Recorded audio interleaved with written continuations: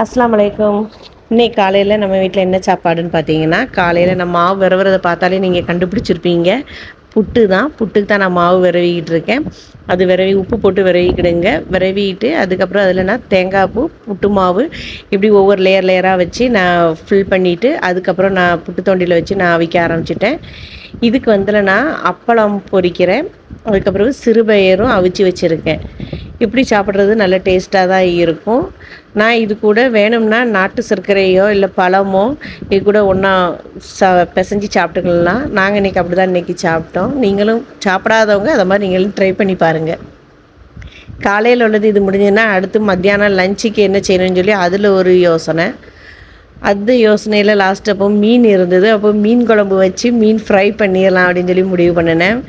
அதுக்கப்புறம் மத்தியானத்துக்கு திருப்பி அப்பளம் பொரிச்சிட்டு மீன் குழம்பும் வச்சு மீன் ஃப்ரையும் பண்ணிவிட்டு, மீன் ஃப்ரை வேணுடானா வெள்ளை வாவல் மீன் இருக்குல்ல அதில் ஃப்ரை பண்ணிவிட்டு, கறி மீன் இருந்தது அதையும் நான் ஃப்ரை தான் பண்ணேன், குழம்பும் வச்சேன்.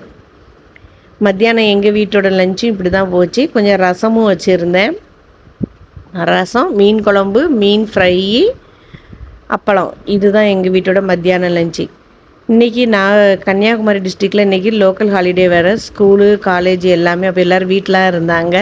அப்போ அதுவே நமக்கு எக்ஸ்ட்ரா வேலையாகவும் ஆகும். நமக்கு ஸ்கூலு காலேஜ் இருந்தாலும் நமக்கு எல்லாமே ஒரு 8 மணியோடு நமக்கு எல்லாம் முடிச்சு எல்லோரும் வீட்டை விட்டு வெளியே அனுப்பிடலாம்.